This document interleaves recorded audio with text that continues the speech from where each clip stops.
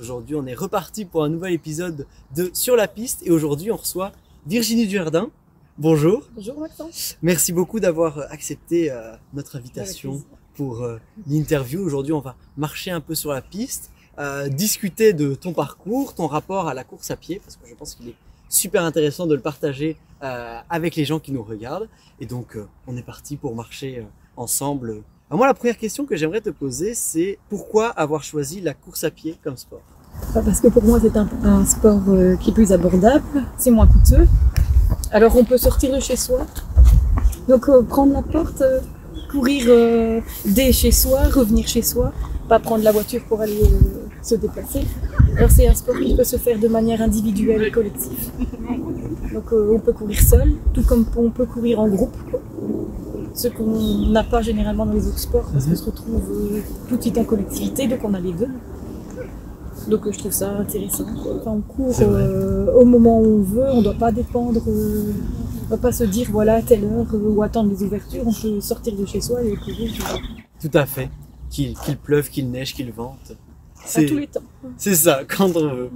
Et donc, est-ce que tu peux nous raconter depuis quand tu fais de la course à pied? Qu'est-ce qui t'a poussé à faire de la course à pied? J'ai commencé à l'âge de 19 ans. Au début, j'étais pas vraiment mordue de la course à pied. Puis c'est quand j'ai vu ma sœur qui a commencé à courir, donc forcément, j'ai voulu suivre le pas, quoi. Et alors à partir de ce moment-là, j'ai commencé au fil des années progresser, quoi. Ça m'a valorisée d'une certaine façon aussi, parce que j'ai commencé à devenir à monter de niveau, quoi. J'ai progressé, j'ai commencé à courir plus vite. J'ai perdu du poids aussi, parce qu'au début j'avais quand même 10 kilos de plus. Donc forcément, mais au début je ne me fixais pas beaucoup d'objectifs. À la course à pied, je courais comme ça pour dire, pour la forme. Et puis après, petit à petit, j'ai commencé à me fixer des objectifs. Puis après, j'ai 40 ans, presque 40 ans, là je suis passée en dessous de la barre des 4 minutes. Ce qui était pour moi très gratifiant parce que j'ai commencé à attraper un niveau supérieur, quoi. C'est vrai, la barre des 4 minutes, c'est toujours très compliqué. Donc, étant jeune, je courais moins vite que je ne le fais maintenant. Ah, et ça, c'est bien parce que beaucoup de gens, justement, quand ils sont jeunes, courent très vite. Et après, tout doucement, décélèrent, ralentissent. Mais toi, tu as toujours su bien gérer ton entraînement pour toujours évoluer. Tu n'as jamais vraiment ressenti un relâchement dans la course? J'ai ressenti un relâchement quand même pendant 2 ans, là, des suites du Covid. Il y a eu des périodes où il n'y a plus eu de course, donc forcément, pendant 2 ans, ça a stagné un peu, j'ai eu du mal. Et puis ici, j'ai l'impression d'avoir retrouvé un peu mon niveau d'avant, quoi. Donc j'espère que ça continuera. Ah, c'est super intéressant en tout cas. Est-ce que tu saurais nous dire ton palmarès, c'est-à-dire par exemple ta plus grande distance, tes temps sur telle ou telle distance? Est-ce que tu as des chiffres? Moi j'aime bien les chiffres. Les temps mémoriaux que j'ai fait sur mon parcours, je me souviens en 2019, mon meilleur semi que j'ai fait à Velaines en 4,07. Je sais que c'était 1h22, mais je ne saurais plus vous dire 1h22 combien. J'avais fait 4,07 sur le semi de Velaines. C'est quand même impressionnant.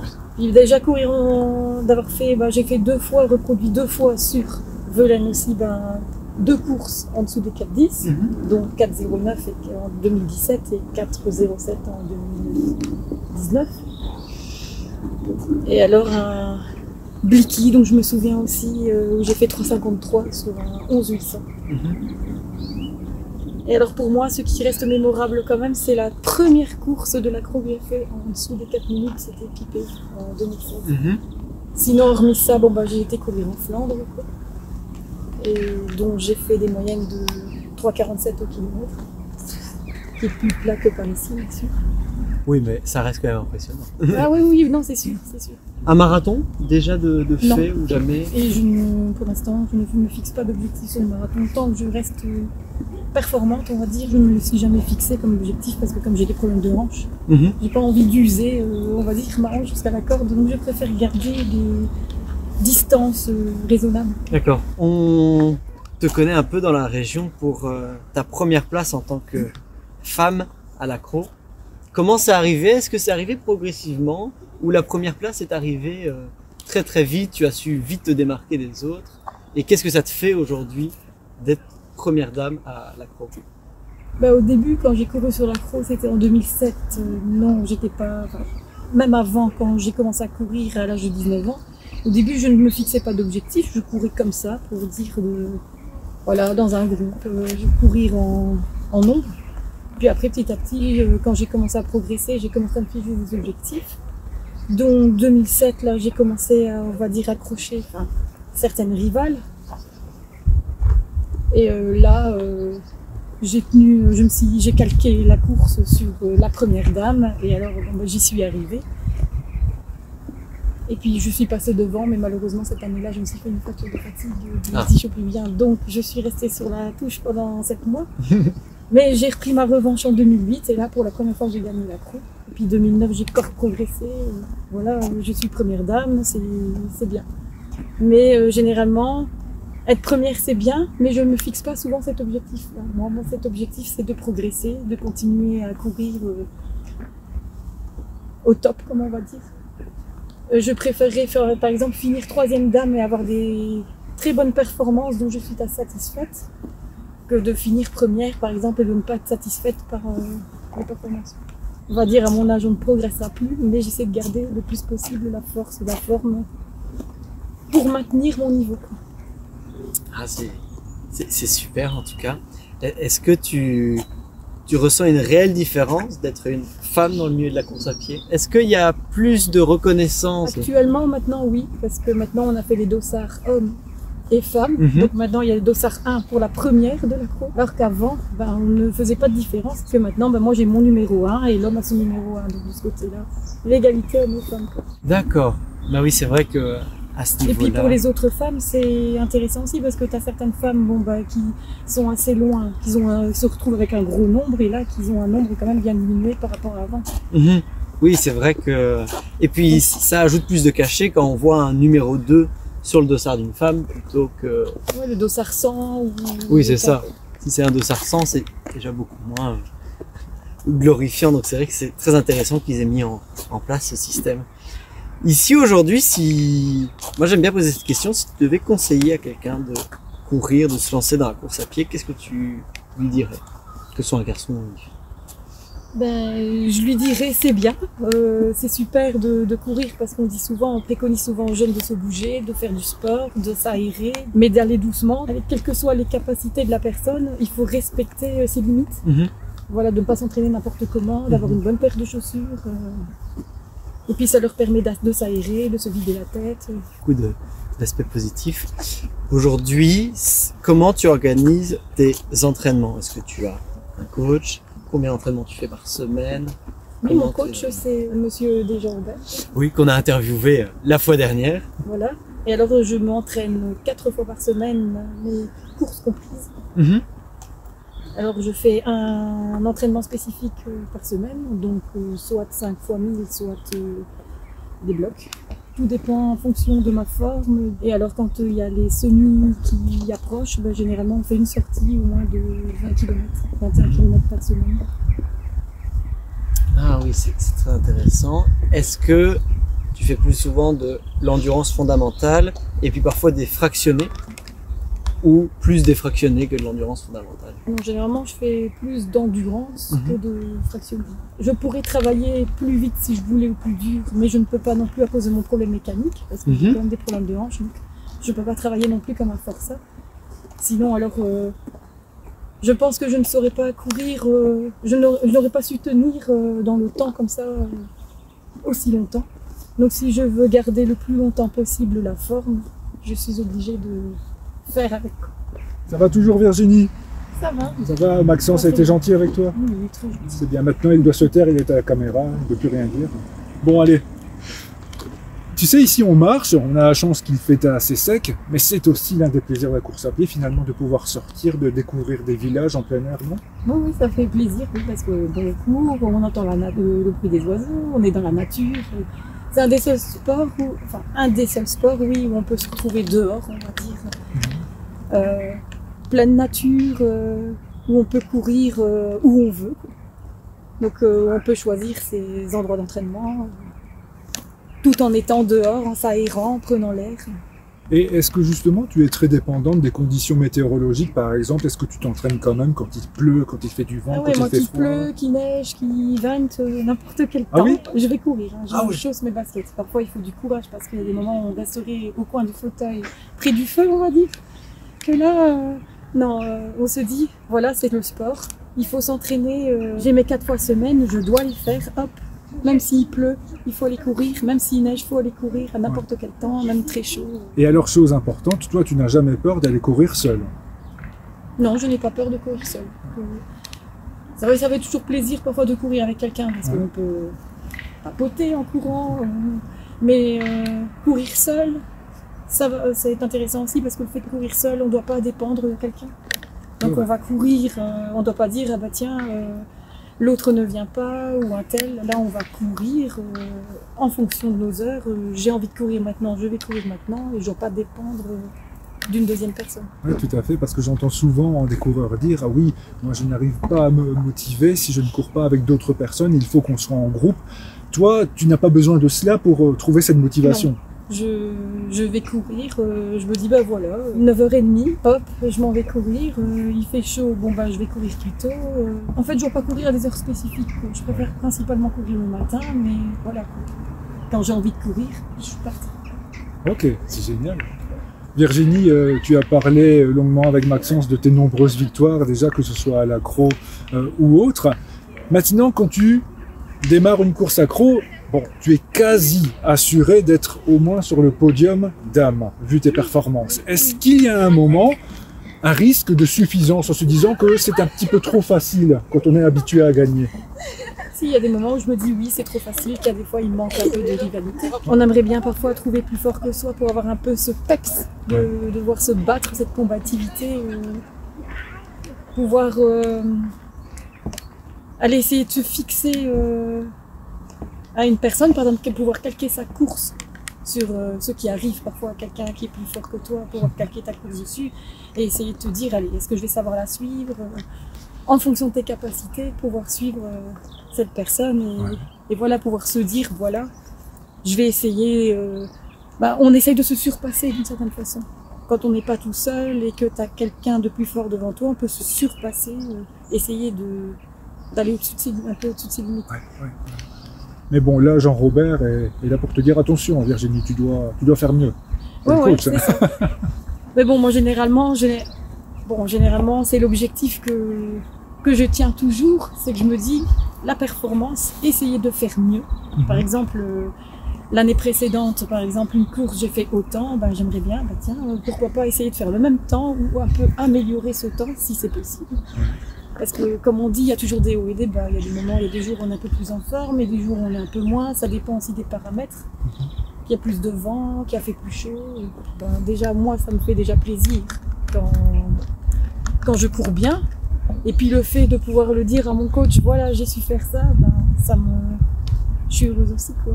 Et je me suis toujours demandé, vous qui êtes habitué à gagner, à être sur le podium et donc à recevoir des prix, à un moment tu dois avoir une collection chez toi de coupes et de bouteilles de bière et autres. Oui, j'en ai une flopée, à un tel point que je me dis, maintenant, il y a des moments où je me dis c'est un nid à poussière, un frappe de poussière.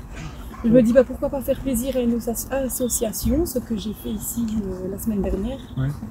J'ai donné la plupart de mes coupes et je les ai données à une association. Ah, chouette. Il n'y a que les seules coupes que je garde généralement, c'est le basse crash final. Les coupes de fin d'année là où je garde. Sinon le reste, ce que je fais, que quand ce ne sont pas des coupes originales, juste des simples coupes, alors là j'enlève les plaques. D'accord. Voilà. Ça, c'est les seuls trucs que je préfère garder, qui me tient à cœur, c'est vraiment le trophée final de fin de saison. Ok. Bon, et entre nous, qui boit la bière que tu gagnes? Sûrement pas moi, je n'aime pas la bière. Je fais plaisir, soit dans la famille qui aime bien la bière, ou d'autres dans mon entourage, à qui je peux faire plaisir. Comme parfois quand je reçois des fleurs, j'aime bien les fleurs, soit je les garde, ou alors parfois ça arrive que je fasse un petit geste à donner à l'une ou l'autre personne. Allez Virginie, parlons un peu famille, parce que on parle de tes performances, de tes nombreuses victoires, mais j'ai entendu dire que l'écart avec ta sœur Catherine se réduisait, c'est vrai ou pas? Oui, si Ah. ces temps-ci se réduisait, oui, parce qu'effectivement j'ai eu ce petit passage à vide, et puis ma sœur, elle en revanche, elle prenait un peu plus en forme. Ouais. Et ici, malgré que j'ai retrouvé quand même la forme, ma sœur, bon bah voilà, effectivement l'écart se réduit. Donc c'est elle qui prend un peu plus de poil de la bête, on va dire ça comme ça. Et alors là aussi, ça me donne ce que j'ai eu surtout l'année passée, mais qui me donne encore maintenant, c'est ce peps, parce que je me dis non, je dois garder allez, essayer de garder mes objectifs, garder mes temps d'avant et essayer de me battre, malgré que c'est ma sœur, j'essaye de me battre et de prendre de l'avant. Pas me faire bouffer comme on va dire, comme ça. Bon, maintenant, si ça doit arriver, ça arrivera, mais maintenant, pour l'instant, c'est l'objectif que j'ai, c'est d'essayer de maintenir ma place. Très bien. Est-ce que vous vous taquinez parfois, Catherine et toi?